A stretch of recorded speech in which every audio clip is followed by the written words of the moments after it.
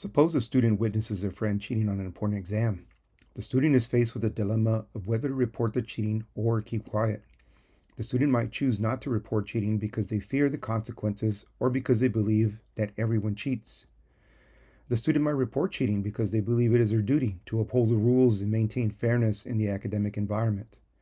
The student might weigh the ethical implications of both options and make a decision based on their principles and values, such as honesty, fairness, and integrity, even if it may come with negative consequences.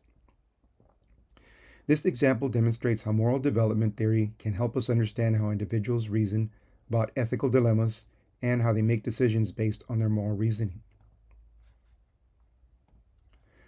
In this presentation, we will analyze moral development, more specifically the research of two psychologists, Lawrence Kohlberg and Carol Gilligan.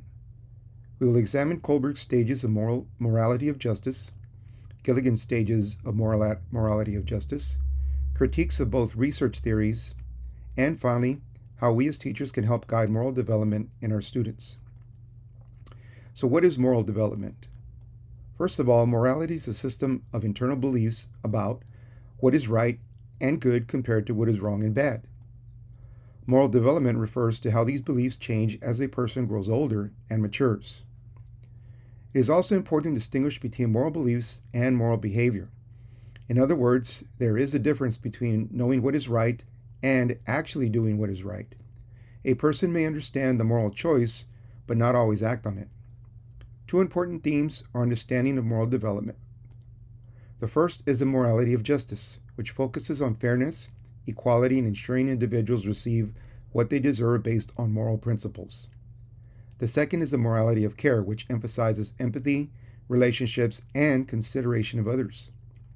Both justice and care are essential for teachers and students, and together they shape how individuals make moral decisions.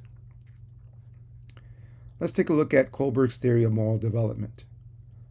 Lawrence Kohlberg developed one of the most well-known theories of how morality of justice develops. He argued that we learn moral values through active thinking and reasoning, and that moral development progresses through a series of stages as we get older. Kohlberg's theory was influenced by Piaget's model of cognitive development and was organized into three levels: pre-conventional, conventional, and post-conventional. According to Kohlberg, these stages were universal. The pre-conventional level typically occurs in early childhood. At this stage, children focus on self-interest, avoiding punishment, and seeking rewards. Stage 1 is obedience and punishment orientation. A child determines right and wrong based on whether their actions are punished or rewarded. Rules are viewed as fixed and absolute. So, for example, a child may avoid taking a cookie because they fear punishment. Stage 2 is self-interest orientation. Children act on personal benefit. Reciprocity is transactional rather than moral. For example, a child may clean their room expecting a reward. At the conventional level, as a child grows and interacts with peers in society, they enter the conventional level. Moral beliefs are shaped by social expectations. At stage 3, this focuses on peer approval. Actions are influenced by the desire to please others. So, for example, a teenager may volunteer because their friends view volunteering positively. Stage 4 emphasizes law and order. Individuals believe actions are morally good if they follow rules or laws. For example, someone may avoid speeding because it is illegal. At the post-conventional level, individuals begin thinking more abstractly and consider broad ethical principles. At stage 5, this is a social contract orientation. An action is morally good if it considers the rights and well-being of those affected. An example is questioning whether protecting life is more important than obeying the law. Stage 6 is based on universal ethical principles. Individuals follow personal moral principles that apply to everyone, even if they conflict with laws. For example, someone may expose government corruption despite personal risk. Kohlberg believed few individuals reach this stage. Now, although Kohlberg's theory contributed significantly to understanding of moral development, it had limitations. His research relied primarily on male participants, which led to criticism that the theory reflected a gender bias. Kohlberg also emphasized justice-based reasoning and often undervalued empathy and care. As a result, women's moral reasoning, which often emphasized relationships and compassion, appeared less developed in his scoring system.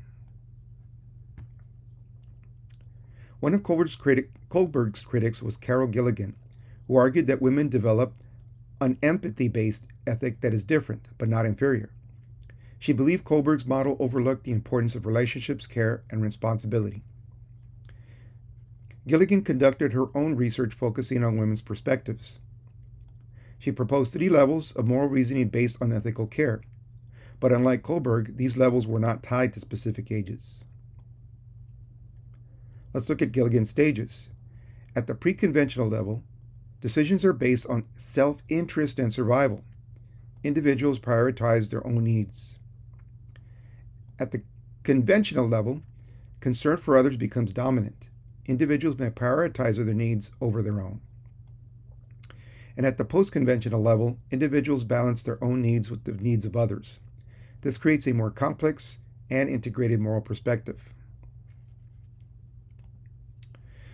Now, although Gilligan's theory was groundbreaking, it did face criticism. Some argued that it generalized women's perspectives and that it reinforced traditional gender roles. Others noted that it did not fully account for differences such as culture, race, or socioeconomic status. But despite these critiques, Gilligan's work emphasized that mature moral reasoning integrates both justice and care. It's also important to consider the historical context of both theories. Kohlberg's research was conducted in the 1950s when traditional gender roles were dominant. Gilligan's work emerged in the 1970s, during major social changes, including the women's liberation movement and increased attention to women's rights.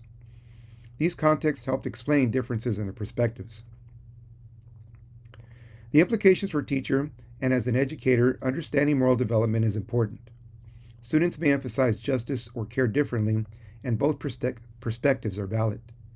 Teachers should help students respect diverse viewpoints and recognize that moral reasoning can take many different forms.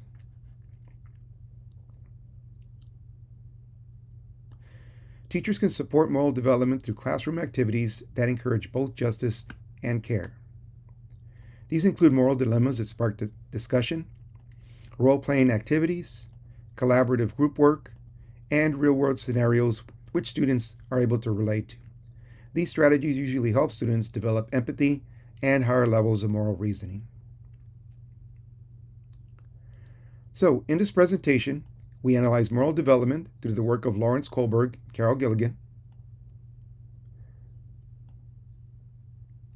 We examine their stages of moral reasoning, critiques of their theories, and ways that teachers can guide students' moral growth. By integrating both justice and care, educators can help students become knowledgeable, empathetic, and responsible members of society.